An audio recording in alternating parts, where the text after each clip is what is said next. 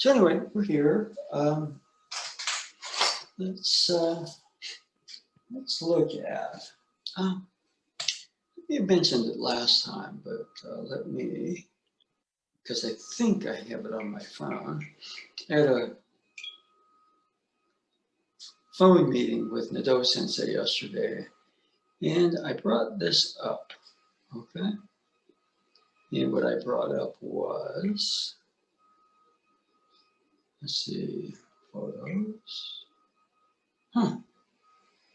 Or it's on my iPad, so it's not accessible. Okay, but there was I started looking at some of Sadaharu O stuff, and the saying that he put on there, and not getting it word for word, but he said something like baseball, this particular lineage, so to speak, this art, whatever, was the one, he said it was one long initiation into a secret. And that secret he defined as everything comes out of love. And it was interesting because it was so close to obviously a lot of what O-sensei said.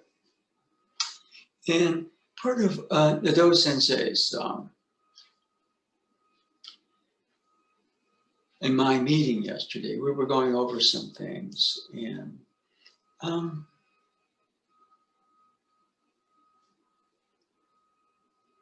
love.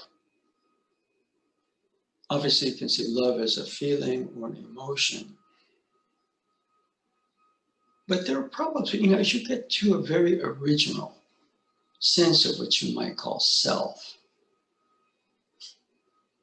real deep soul, self, spirit territory. I think the self is somewhat elusive. But you do have, the self has some aspects of itself which are a bit more visible, one of which is love. There are other ones, intelligence. Now, those sense that kind of likes harmony, I prefer the term beauty there. And the last one would be power, vitality, whatever. And so that was an interesting thing that, the actual sense, initiation to one secret. Why is it a secret? Well, in Mr. O's case, he pursued the art of, just hitting a baseball way past where others went. For some, it was, their vocation. They were professional baseball players. There was obviously a culture around that. But he put a lot of focus on his trade.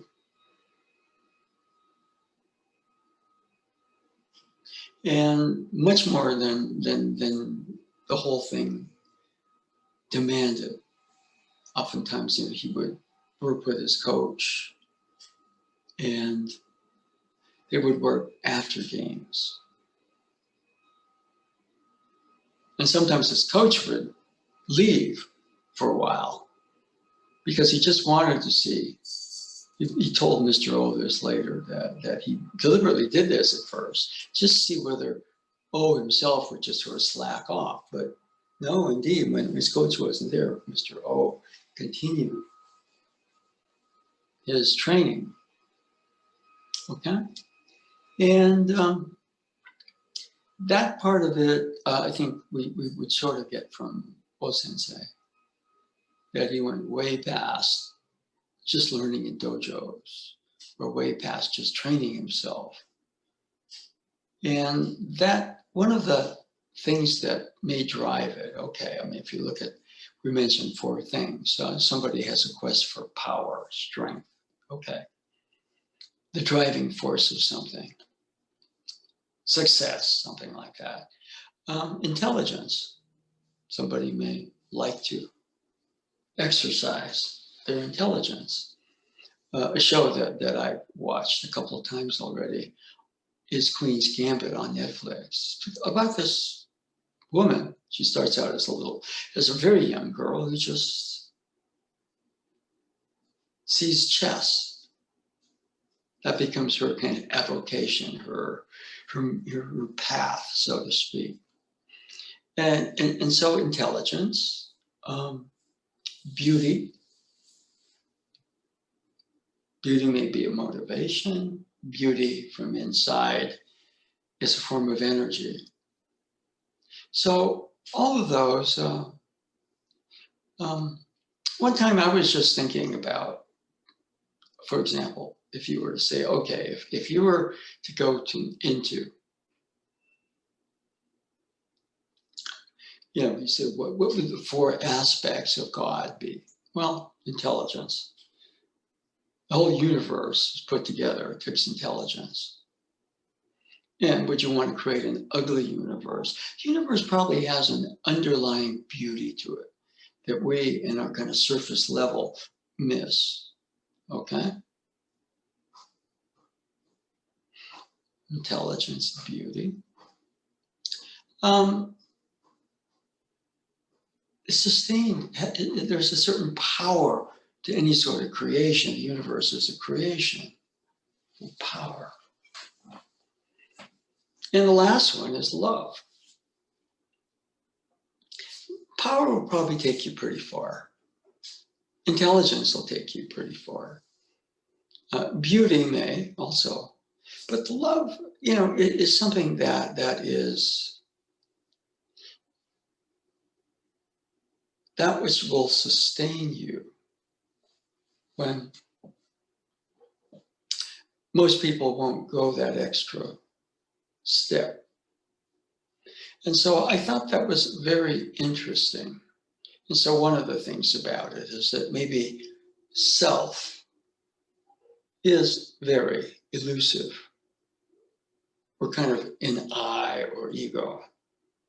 Of course, I love or I have an intelligence, but going back more towards the original of our being, approaching more a true self or a soul spirit. Love is pretty primary. If you pursue things way past the norm, why do you do it? It's because you love it. And so, I can't remember exactly where, but O-sensei defined misogi at one point, like love protecting that sacred love. So that original sense of our beingness, and love being maybe the primary ingredient. Of course, there must be intelligence. You don't want to create a stupid universe, okay? You don't want to create an ugly universe. You don't want to create a block universe. It has to have some vitality or power. But the underlying of those 4 basic qualities, I thought that when Mr. O made that statement, and another thing that crossed my mind when he had these quotes that he had said is that he, was gifted. He had very fast hands and he had very strong legs. And he said that helped. Probably very good vision. But he said everything he really accomplished was through technique. What we tend to do is we tend to equate technique with form.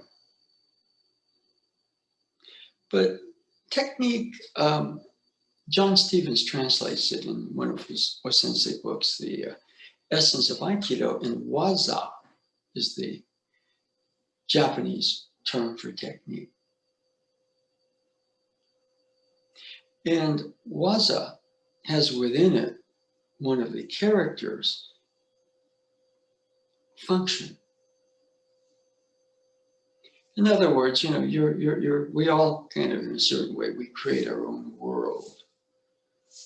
And, you know, I mean, for Mr. O, it was the world of baseball. For Ueshiba Sensei, it was Budo, martial arts. And they both, I mean, Mr. O, okay, he basically, I don't know if there's ever been anybody like him. And one of the things he says in his autobiography is in Aikido, he's kind of giving because he was not allowed to actually get on the mat because the Yomiuri Giants thought he'd get hurt. Okay, and they were putting a lot of money into him, but so he would observe the class, and you know, he and his coach would go and be counseled by O-sensei. But one of the statements he makes is in Aikido, mind, body, and technique have to be one.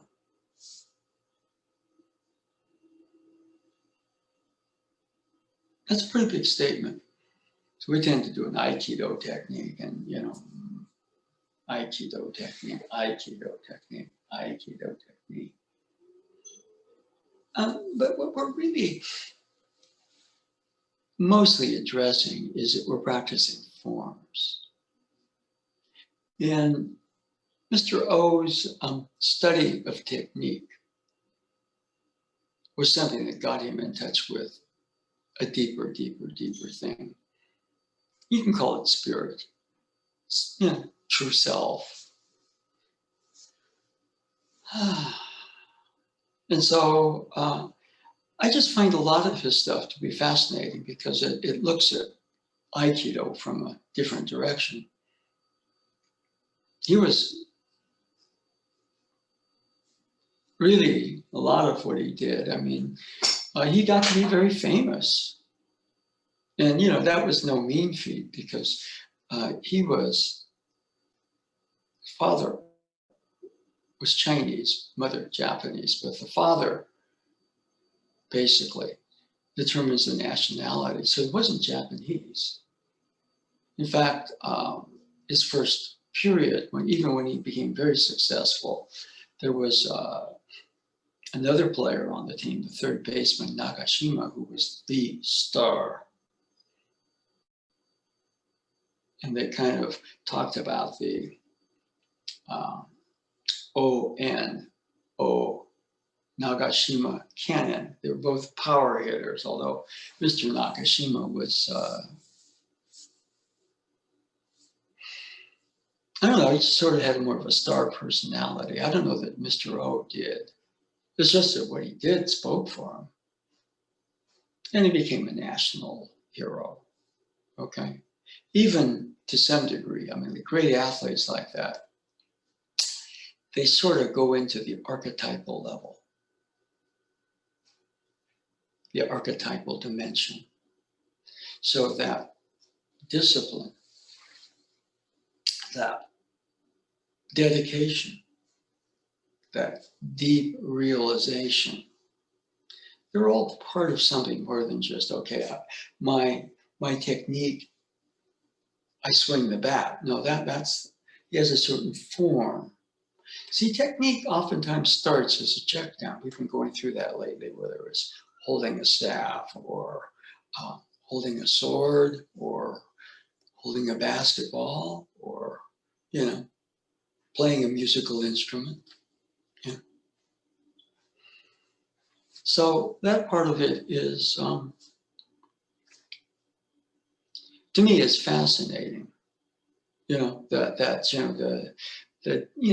study a deep study involves not just the usual levels of understanding, but you're going kind of more from I'm doing something to the self starting to awaken to an even deeper level. Okay, so that aspect of what Mr. O had, was to me fascinating. So I look at his autobiography, or I kind of go around on kind of what he says a little bit. And he was asked because, people connected him somewhat to Aikido, and other baseball players would come up to him and they would say, okay, if I do Aikido, it won't make me stronger. And Mr. O's response, which was, I remember from the book, was Aikido has nothing to do with making you stronger. In essence, what he was saying was it has to do with the spirit.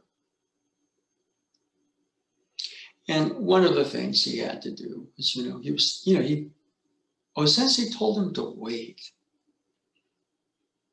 And that's a fascinating one. Because, for example, Hikizuchi Sensei said the exact opposite. He just said, Saki ni susumu.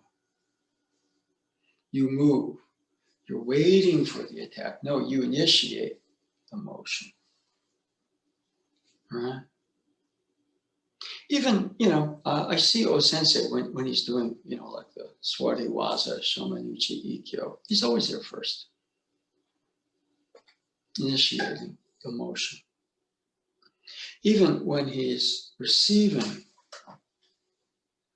there's a part of his spirit out there that draws.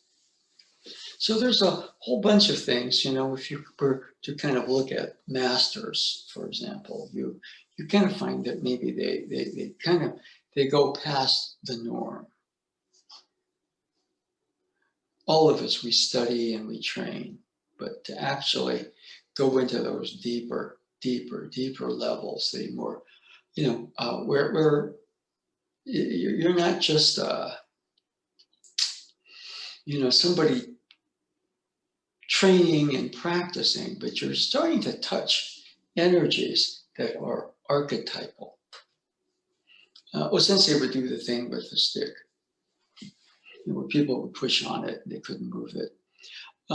I heard from a couple, I was listening to a Giants broadcast with the lead announcer, John Miller, and he said that he talked about Sadaharu O and how Mr. O studied the Japanese art of Aikido.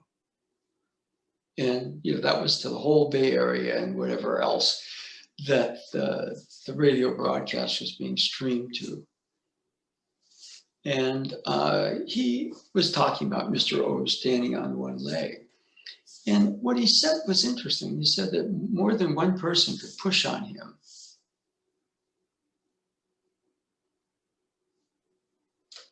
When he's standing on one leg, and they couldn't move him. So he had something of O-sensei. And the other thing was in his book, he's fascinating because, for him, it was the art. It was the process. But, he was disciplined enough that he could handle the media attention and everything. But he kind of, just would get upset sometimes where he kind of did something and rescued a boy, and all of a sudden he says they start to make me out to be some sort of a saint, and I'm not. In fact, a lot of the autobiography is about the fact he realizes his own frailties, his own openings, his ski. All right. And so a lot of his,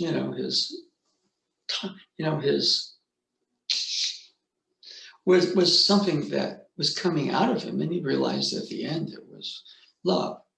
In fact, one of them one of the instances in the book, he's, you know, they want a picture of him, you know, so he's posing in his batting pose, standing on one leg. And this 8-year-old boy apparently jumps on him and grabs him.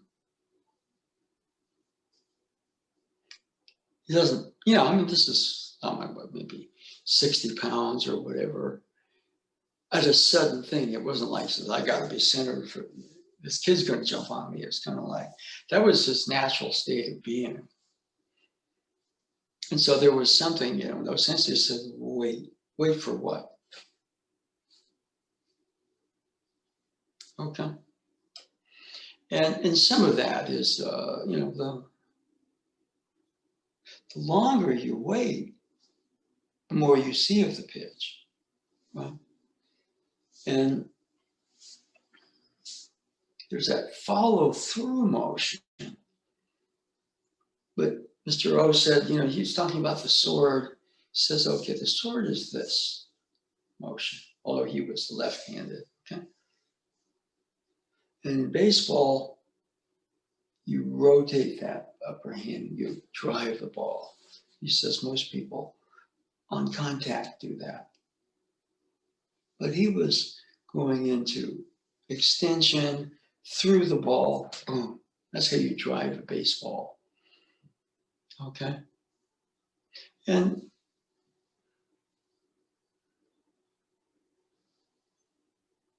without a full extension, I'm putting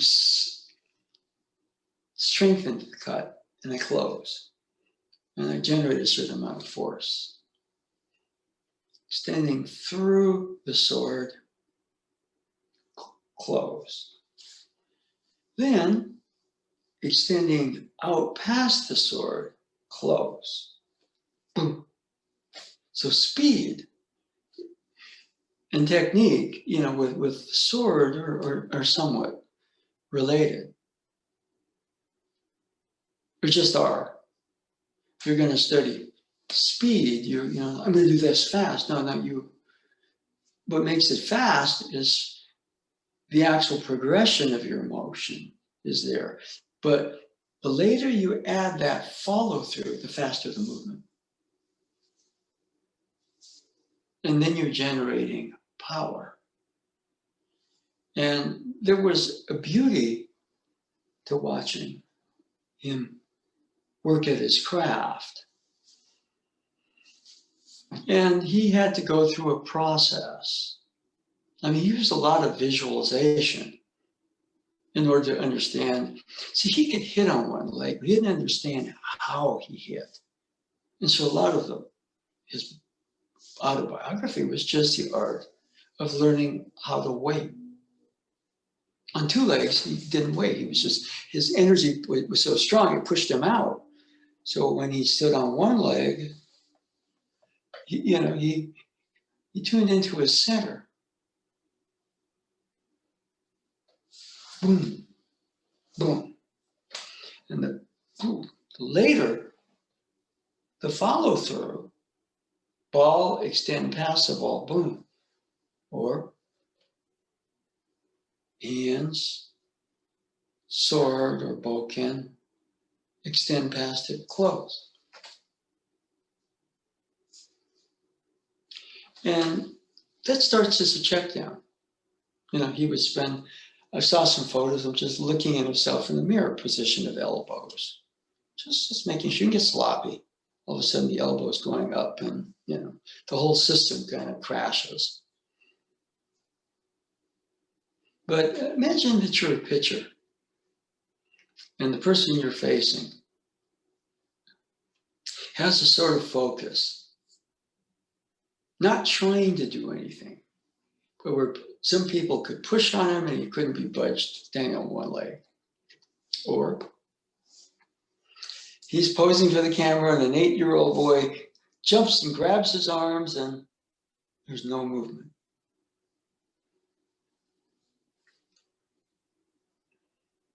And you're trying to get that person out, which you probably will do 7 times out of 10.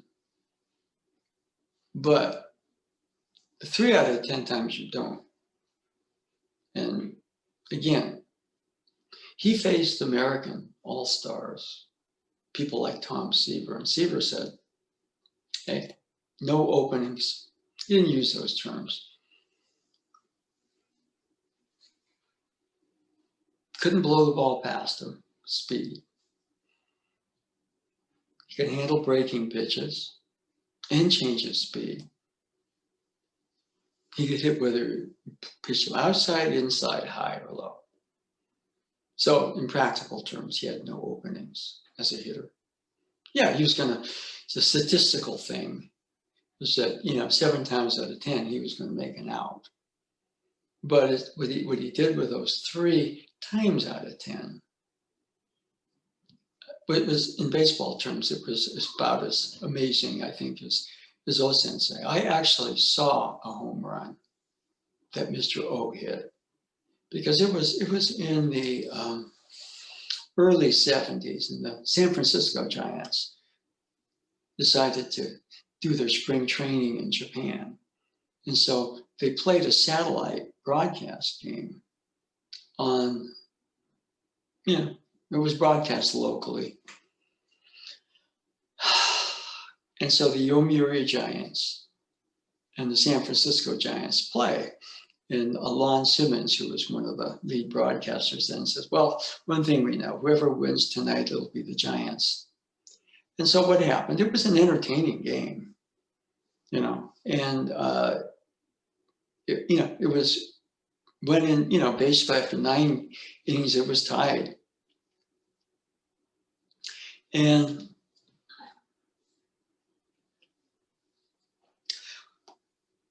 again, at the bottom of the inning, they were the home team, obviously, because you're playing in Tokyo. Mr. O came up, and the Giants had this guy named Frank Lindsay who threw a real heavy ball that sank. It's called a sinker. And it's hard to lift because, depending on how you hold the ball, you hold the ball against the seams, or you hold them with the seams, and then you can get a little twist to it. The ball goes down. If you go 4 seam, a lot of times it has the sense that it kind of rises a bit, and it's faster, but you sacrifice some speed to grip with the seams, and you add a little twist to it, and it goes that way. It's real hard to drive. In fact, Lindsay a lot of times got into trouble because people would swing at it, and they hit dribblers that they beat out for base hits. He was a very outstanding relief pitcher.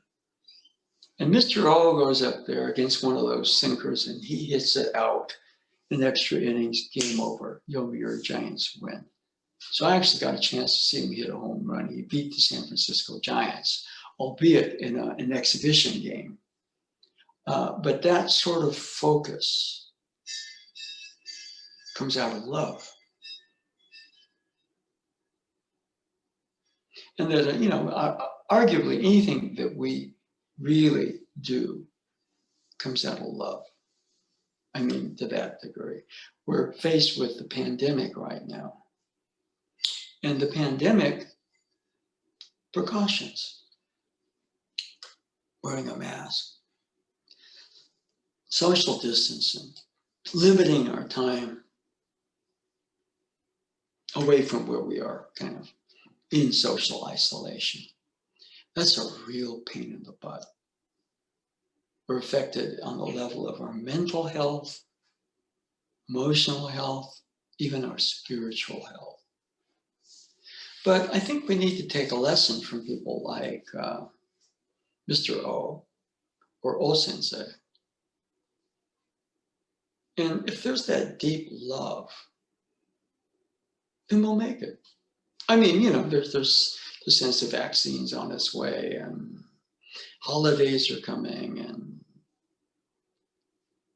death totals are rising.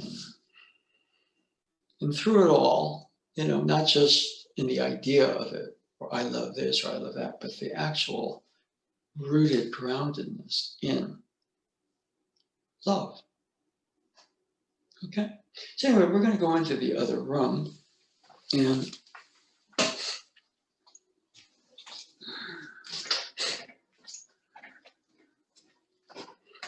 oops. Yeah. So I'm going to adjust this.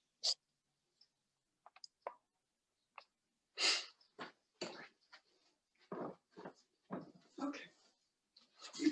We've been doing quite a bit of the sword, which we may get back to. But one of the things I was kind of mentioning a little bit is, the check down.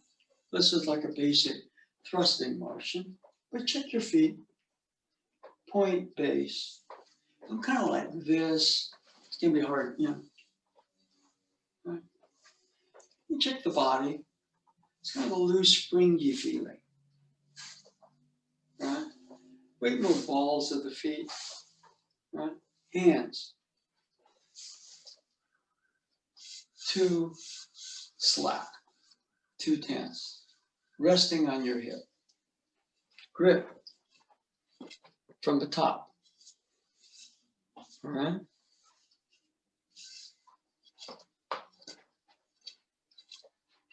Right? Arms extending.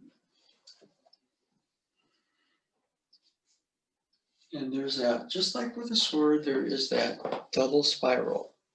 Now, as you're going here, the hands reset. You want the V here right in the middle. You don't want to start holding off that in the middle. And they're aligned.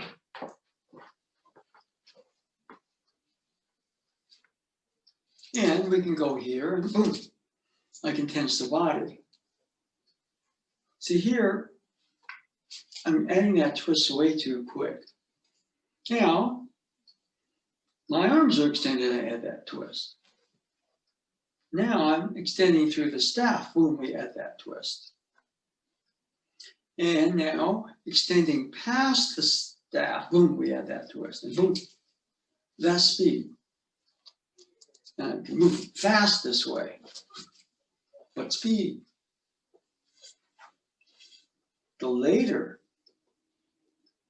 you add that follow through, and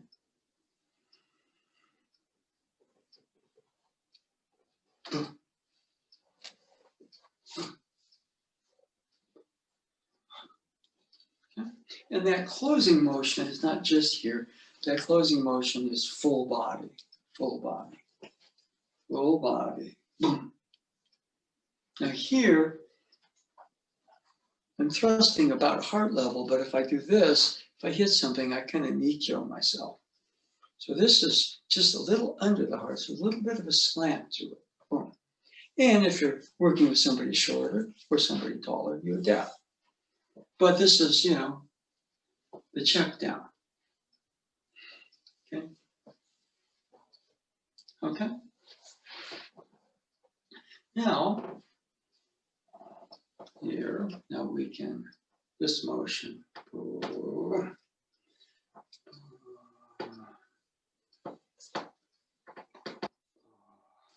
There's that same sense that you're adding this, there's also right here.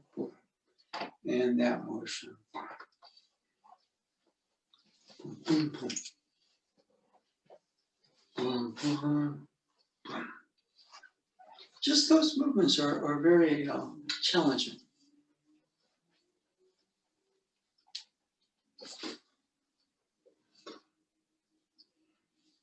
The later you add it, boom, the quicker the raise.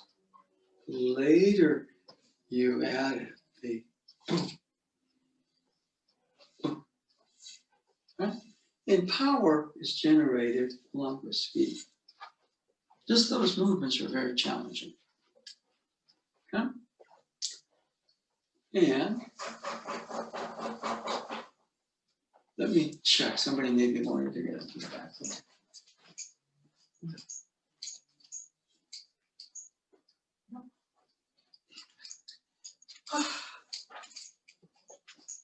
I have housemates. Sometimes they get locked out and you gotta go open the door. I don't know what that noise was, but we get.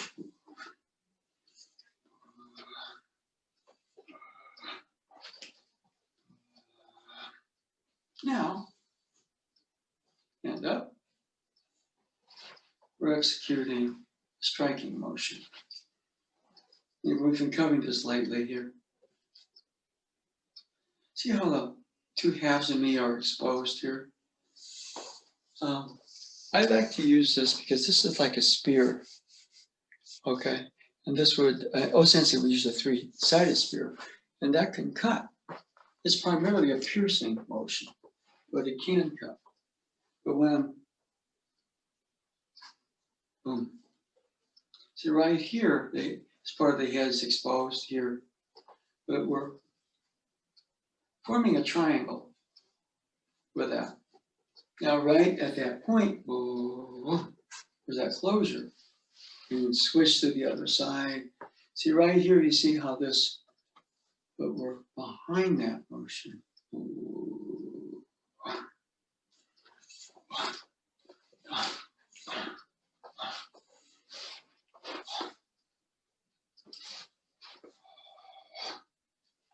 Okay. So those are very, very important movements.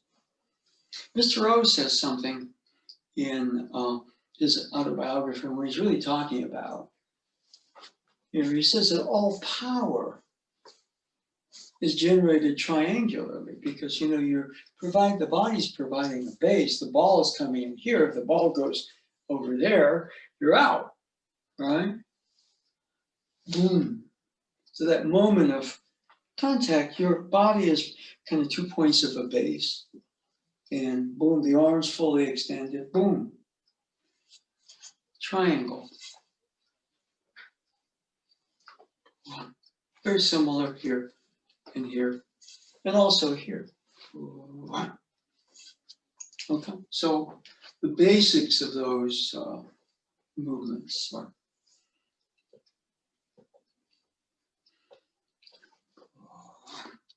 okay. Now we do have, we do have a set of movements, which we go into with the 30 movements, okay?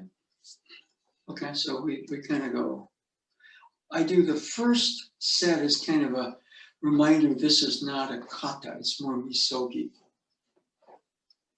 Okay, movement number 1. Okay, now from here.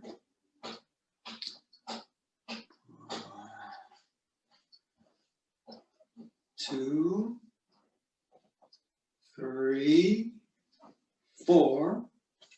1, 2, 3, 4. 5, ready position. 6, thrust. 7, both up and down. 8, rethrust. 9, 1, cut. 10, other side cut. Thumbs face each other. 11, 12, 13, 14, 15, 16, 17, 18, 19, 20 is a step back, 21, 22, 23, double figure 8, cover the head, 24, 25, 26, 27, 28, 29, and 30. So we have that set of movements. Now, first step is you learn the sequence. Okay? You learn the sequence. All right. And as I said, the first couple of movements, 1, 2, 3, 4, are there as a type of a misogi, a reminder of some elements of how O-sensei started a lot of his work. So I'm starting right hand, left hand, from a different angle. Movement number 1, movement number 2. I'm going to the right in an upward spiral. Number 3, leftward down spiral. 4, boom, bring it into alignment with my center core and my up down center. 5, check down, feet, holding proper grip from the top as opposed to this one. And 6, boom. 7, both up and down. 8, 9, there's a hand change and side change. 10, 11, thumbs face each other. 12, 13, 14, 15, thumbs face each other. 16, 17, 18, 19, 20, 21, 22, double figure 8, 23, 24, 25, 26, 27, 28, 29, and 30. Okay?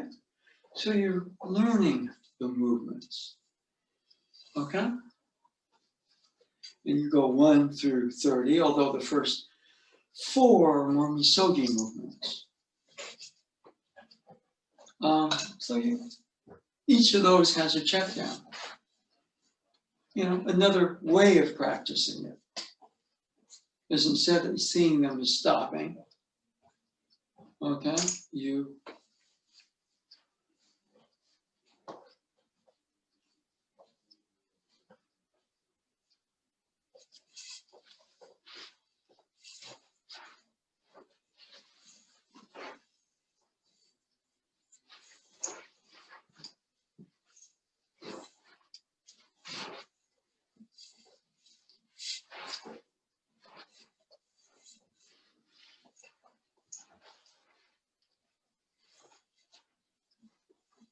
after you've worked on for a bit, you try to do the whole thing without a pause. Instead of 30 things to remember, it's one thing. Another way of doing it is we're working on the, even here, 1, there's that, putting your ki out and to the rebound echo, boom, to the body. It's very similar. Boom, cutting and boom, the rebound echo of your own ki coming out and back, boom, is the closing motion. Okay, so another way of kind of doing it. 1. Now here, even though it's boom, boom, boom, there's a sense of the echo kind of spiraling, okay, and boom, and here. And then boom, that closing motion, even here, boom, and boom, and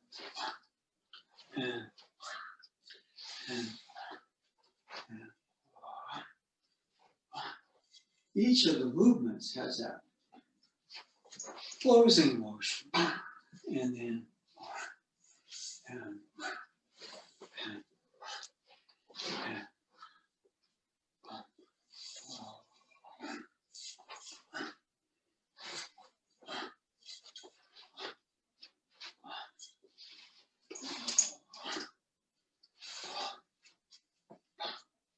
okay, so that's more than just form. That area where marshaling kind of your own ki. See, this isn't about tensing the body. It's infusing it with like vital energy, vital life force. Okay.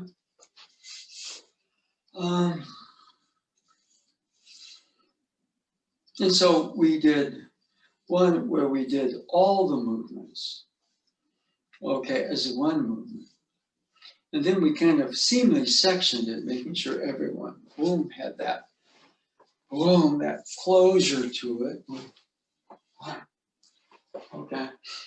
And then one that's very challenging is it looks very much like just the whole thing is one, but the whole system is in that closure. From the beginning, boom, boom, boom.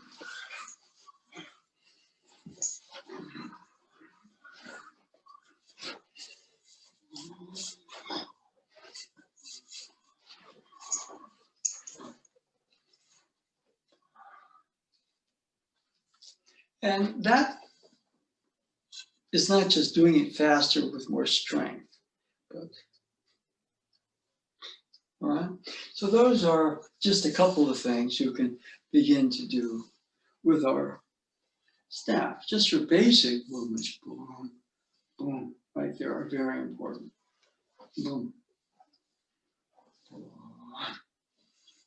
Okay. But first level, you get 30 movements. Second, you try to do the 30 movements as one movement. I would say maybe you can argue that the third one, which I was going to put out there, is where you're making sure every movement has that in it. But if you kind of do that too soon, you tend to cut the whole thing up too much.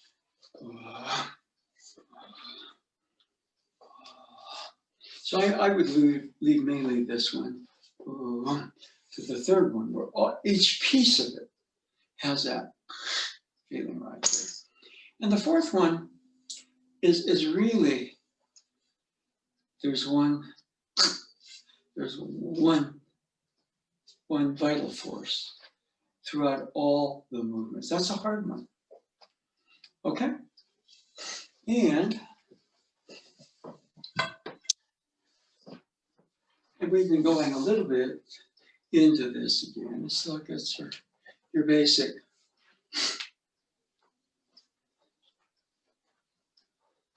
Check down. Again, feet, sword generally, the staff, start left side. Staff, spear, sword, right side. Okay? The grip is still this more triangular grip as opposed to this.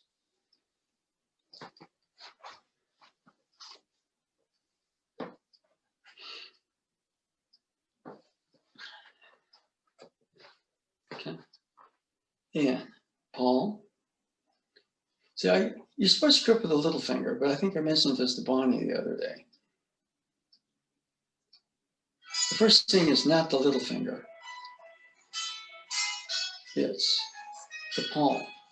Palm, little finger, ring finger. There are a couple others, but the major one after the palm, little finger, ring finger is your thumb. Somebody trying to sell me insurance. I'm sure it's probably spam, so I should have turned it off before.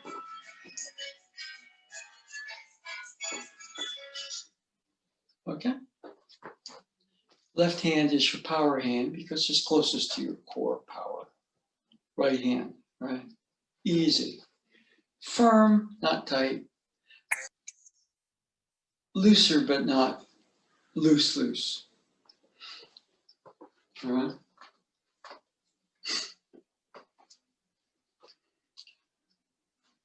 This is kind of like your power, and this is like where you navigate. You don't want to put the right hand as the power hand. Okay? And going from here,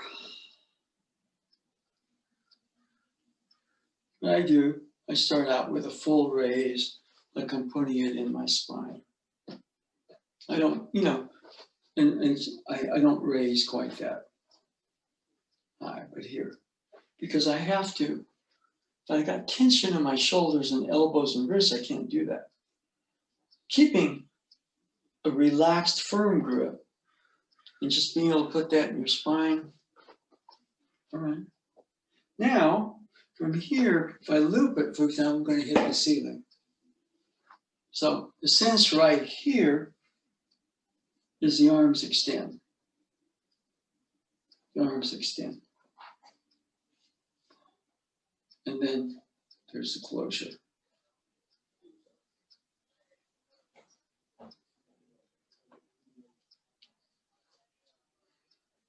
Now, the first couple you'll notice, I'm kind of out here, but those two movements start to become more centralized here. And that closing motion is not just the hands, but it's full body. Okay?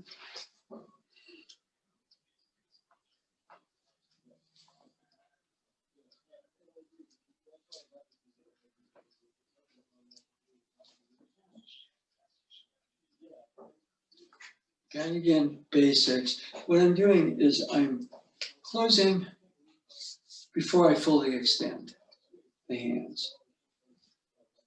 Okay? And I can try to get that faster. All right. Here, I'm closing with the hands more fully extended. Okay? Here, what I'm trying to do is extend through the sword before I fully extend.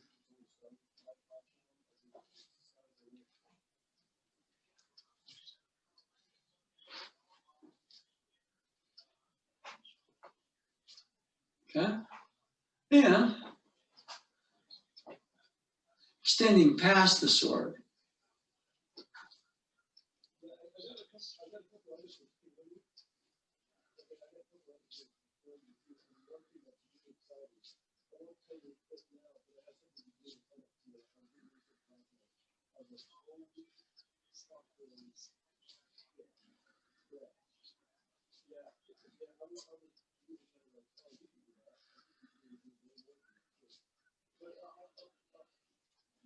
Okay? And so that connects a little bit of what we were doing with the staff or the spear, the bokken cut. Now the other cut I work on, we've covered this a lot recently. You're raising shallow, we're not going all the way back. I'm trying to raise where the end of the sword is about my third eye. And the arms are extended. Put a lot of weight down. Now this is still an extension, but we're working down. Then. Obviously the energy has to go out the tip, but on this particular one, there's also an extension down. Boom.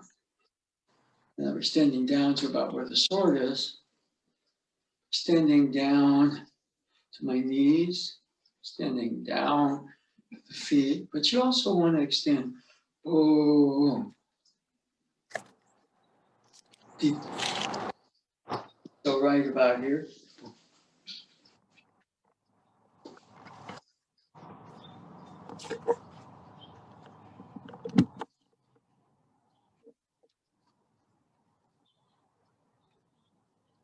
And check, the tendency is to raise it area. Raised it. And you notice the vibration, the sword. If I do this, it's bouncing up. If I go this way, it's kind of a dead strike. But right about here, there's a double bounce. The second one goes that way.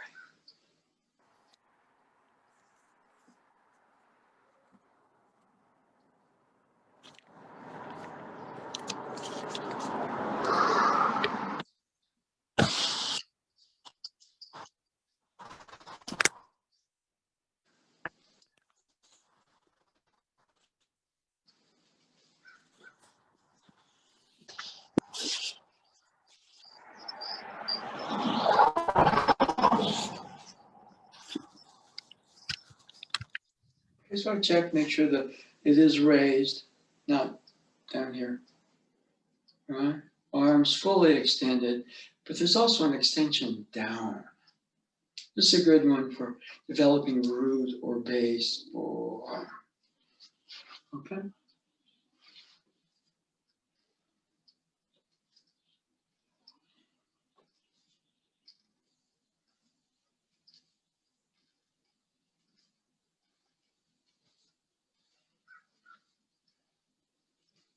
You can pick up the intensity level of it, but continue to work the basics, the actual check down.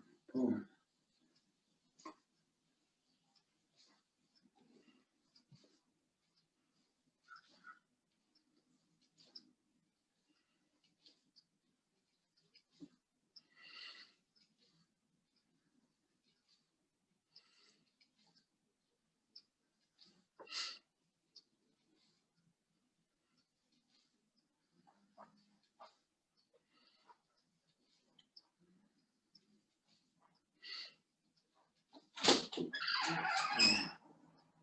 Okay, so that's now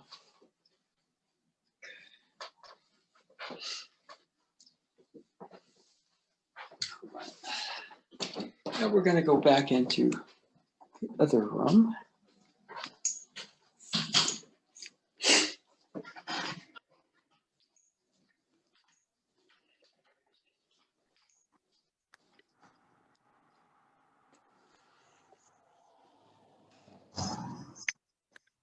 Okay, so okay, we picked up some people. So a couple of things. We kind of started out with the Sadaharu-o quote. That whole experience in baseball was initiation into a very important secret, that everything comes out of love. And that all the work he did, at perfecting his craft as a hitter, came out of the fact that there was a real deep love for what he was doing. Okay, so in some when you look at it, sometimes we tend to enjoy it or love it at some level, but the study of love is much deeper. Study something that you love doing. You see what I mean? If you take it further than that, you see what I mean? That's kind of why Sadaharu O, Mr. O, he kind of represents kind of an archetype. Okay, which to some degree is very difficult for us to live up to. But we kind of went through some stuff we've been kind of going through about the actual, Mr. O's lesson from O Sensei said, wait. And again, what we're saying a little bit is, I'm trying to do a fast movement. There's that closing motion or follow through, whether you're working the staff or spear or the sword in any of the movements. And the later you add that, the more speed and power you get. And somebody may be strong, and they have a certain amount of natural ability. Again, I quoted Mr. O. He just said that he had quick hands, which helped him. And he also had very strong legs. But as a young player, every time he'd see the ball, he would have this hitch. His system would go out of balance right when he was about to swing. And so they didn't know what to do with him because, he could hit a mistake if the pitcher just, but if the pitcher knew what they were doing, they could get him out. And so what happened is, his batting coach went to O Sensei and, O Sensei kind of told him, he said, learn to wait. And what Mr. O said, in his autobiography, after many years of this, he kind of realized that the act of waiting was the most active thing he did. That was where he felt the most alive.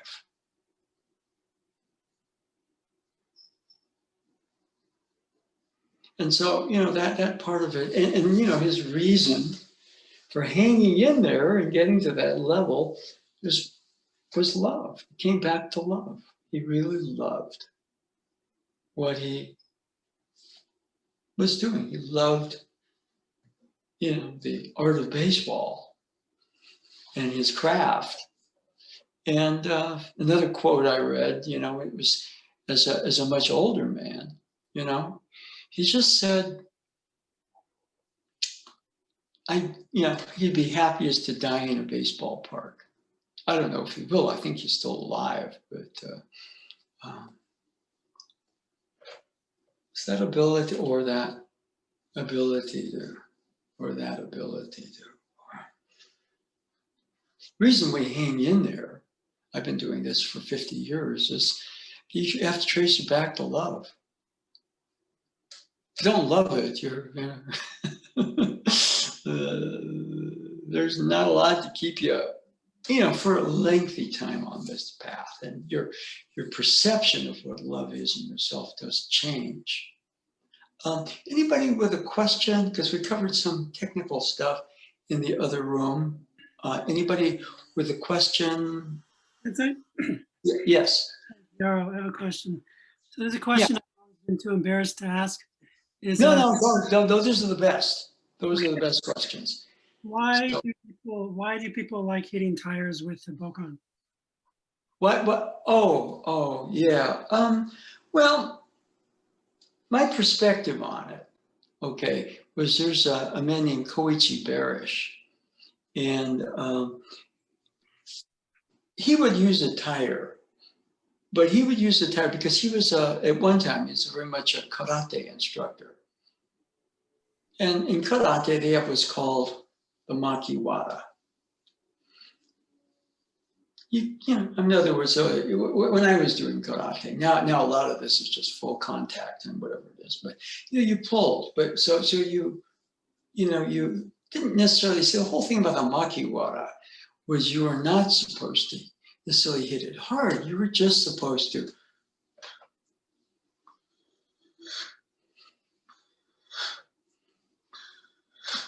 right, full extension, and you would work on your legs and your hips, okay? And I would say that, there's one, Saito Sensei, one of the, wonderful senseis, most direct students. I don't know that anybody else really did it, but he popularized it.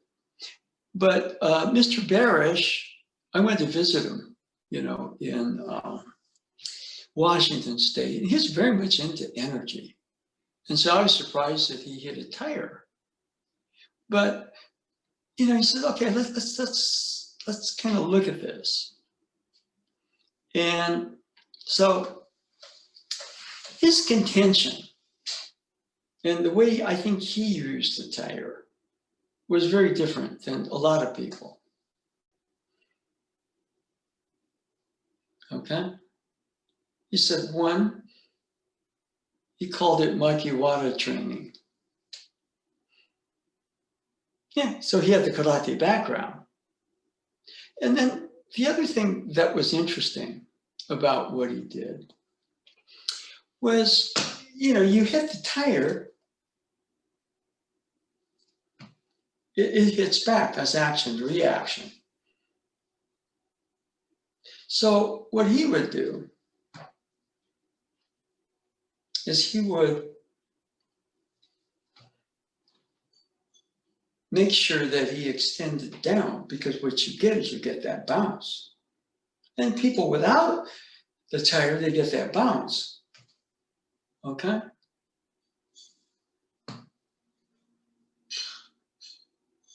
And so he would extend down enough that he didn't get that bounce.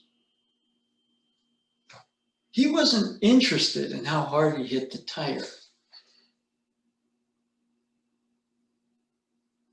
And it goes back to, for example, Robert Frazier used to go with O-sensei to Iwama.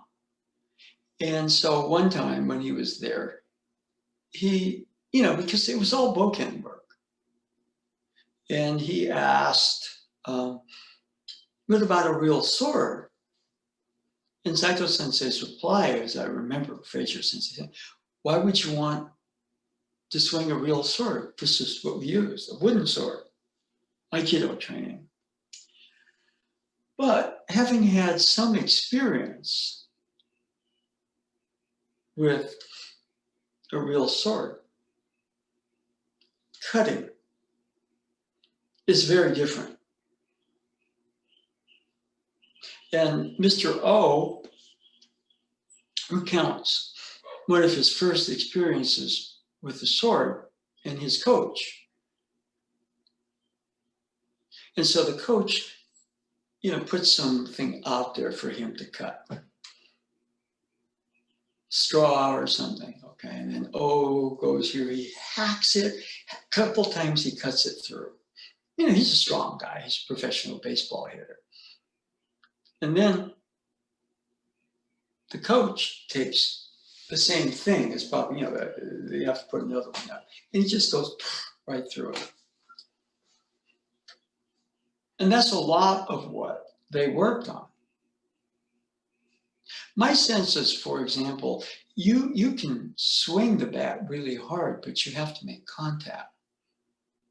And when,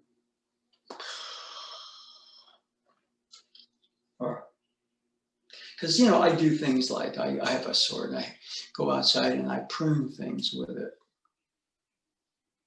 And there's certain things that are really hard to cut because they're so light, not heavy at all. And you go like this, you just knock them down. So you've got to really go. And so, the hitting the tire, if people kind of want to do it, what it does do, it builds the arms up. Right? And, it to some degree, you cushion the hips. But I know that this one guy who really did that to an extreme, but that Saito Sensei felt he was getting too stiff, said, I forbid you hitting the tire anymore. Because you can build up a certain amount of strength out there, But, great hitter, Mark Mcguire, he retired. Why?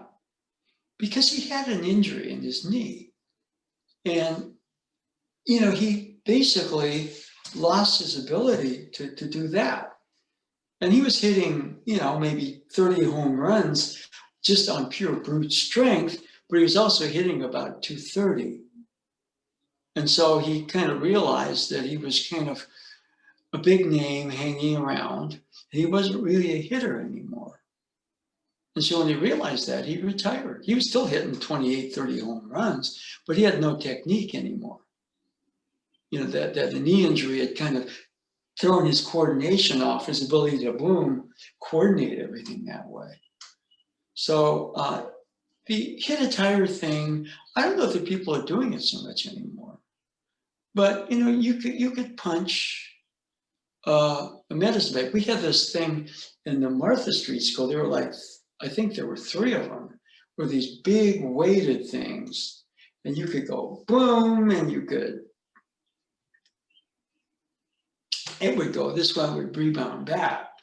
But what I used to do is I used to kind of practice, what we call the inch punch. Now the inch punch is deceptive because you got 1 inch. No. And then, you can get good at hitting.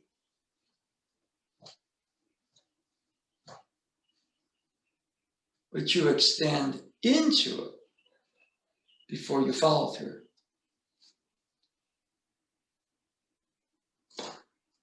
And you have to have your balance in your own system.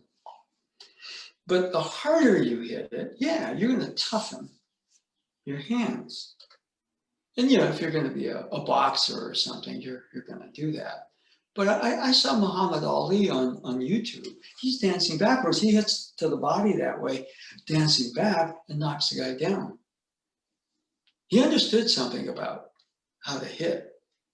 Did he hit the hardest? No, but he had all these phantom punches. There were people who would go down and it didn't look like he was doing anything. Boom, and they, all of a sudden, they were down.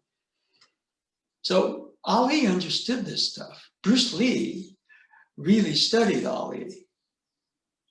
So, that ability to generate that, because that is fast, but it's like boom, boom, boom, boom.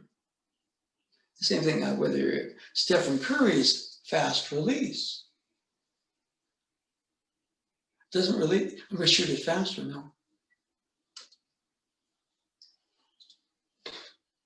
That release is so late, the whole thing's fast. It's a paradox. If you want speed, it starts from a balanced system with your check down. You can't, if your check down is messed up, you're just flailing out there. That's why I'm saying it's technique. Technique is not just form. I don't know if I answered your question. Yaro, does that make any sense to you? Yeah, I have one in my backyard, and I wasn't sure what I was supposed to be getting out of it. So, if you want to do it, the thing that I would recommend, okay, for example, you can do a lot of the same work. For example, this is lighter, but you go like this. See how it's bouncing? Mm-hmm. You want the bounce down. Now, if you're going to hit something, you'll find that there's this. So you're extending boom, to where you get that bounce down. You're extending past the physical object. Then if you're cutting, boom. So, there's a lot of, the sword itself,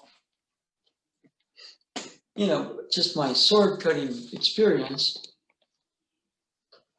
teaches you a lot of lessons. Because you can be really strong and hack somebody to death, but boom, the ability to cut. There's a section in, I don't know if this really happened or not, but in the Miyamoto Musashi novel. And he's looking at a tree and he sees that somebody has cut a branch with a sword. And he looks at that branch and the cut, says, whoever it is made that cut's better than I am.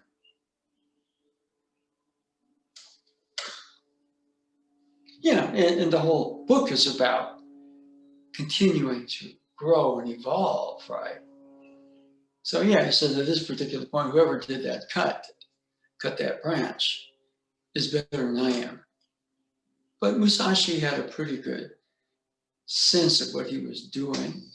So that is technique. It's not the actual form. And what you're perfecting, as you perfect the technique, to some degree, you're perfecting self. It's also an interior type of development.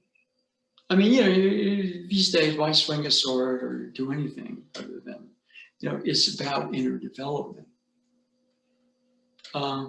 Anything else? Anybody else with a comment or anything right there? So again, a lot of this is somewhat repetitious because the thing is, in Shingo, Hikizushi Sensei would post Bojitsu practice. It wasn't every day. Maybe it wasn't even once a month. So when you went to the class, you went through all this and he give you the check down. And he yelled at everybody, One time he was kind of yelling at me and he said, well, Jack and Yanase sensei have this problem. And I thought, well, I'm in good company then. It's like, well, if I'm making the same mistakes as Yanase sensei, then I'm pretty good. Okay. So, you know, it is a point where, you know, the check down's check down. I mean, as you do it, I mean, there's some flexibility how you do it. I'm just teaching you kind of the way that I do it after a certain amount of experience. Anybody else with a question or? I have one last question. Yes. When you do the closing, I noticed that Yes. you did it at different times. Is it useful to try at different times, or should you really stick to doing it as late as you can?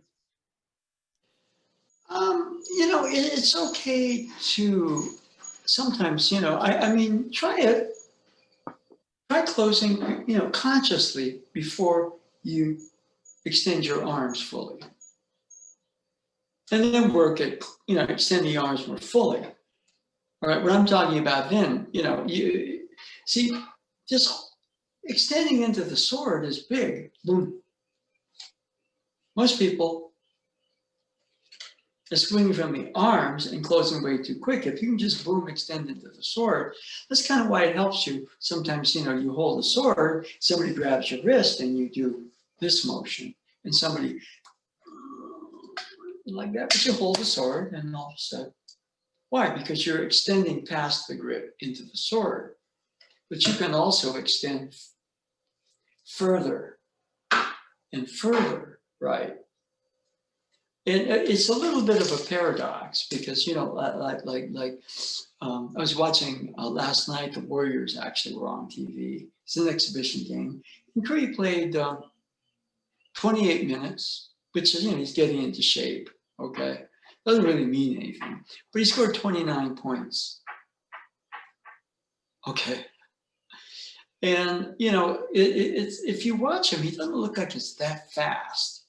But in comparison to the flow of the game,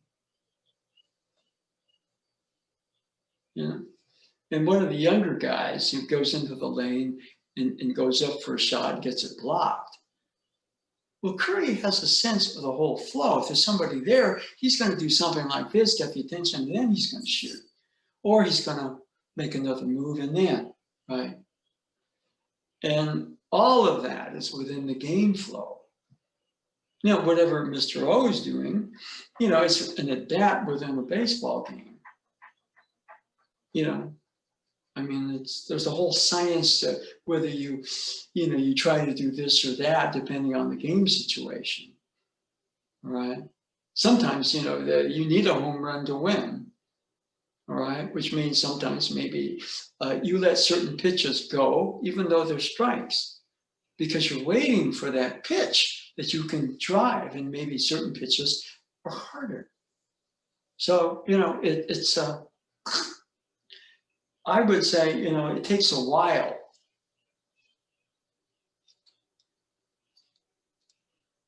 Just, you know, and I'm extending out to the hands a bit. I'm extending my arms, okay? And then, boom, I'm extending into the sword.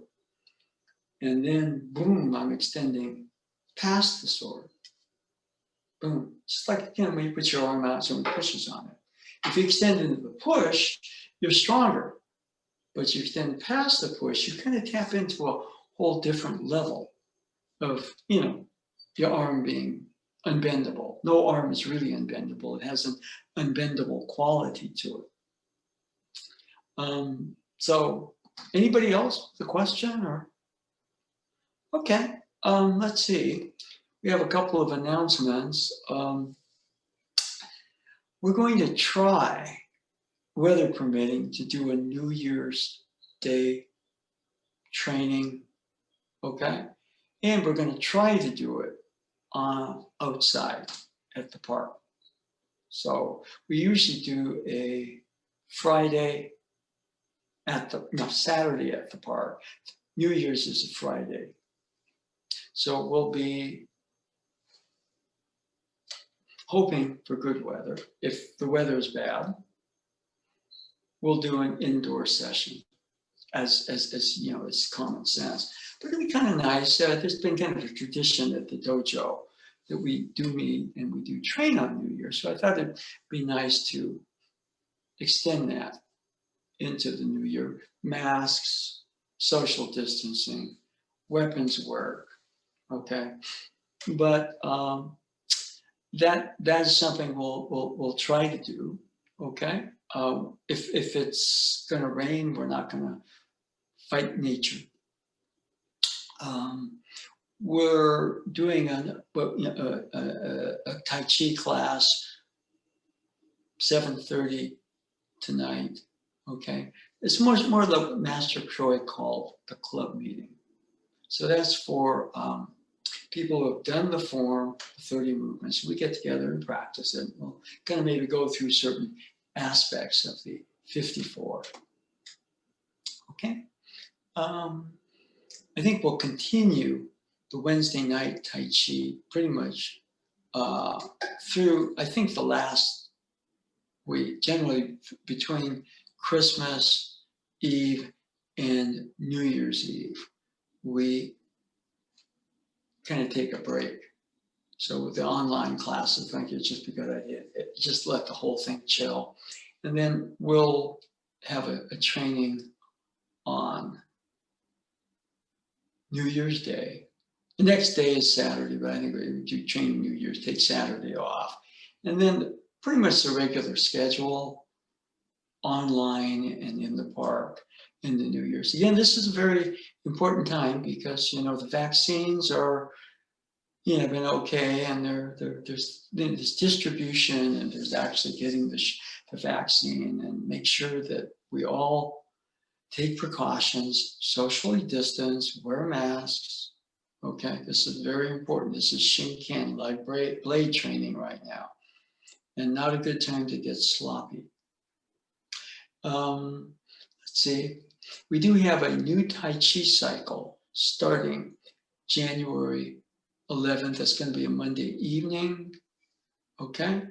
And I intend to kind of keep the Wednesday night club meetings going as well for the New Year's. We'll be taking that one Wednesday off between the Christmas Eve and New Year's Eve.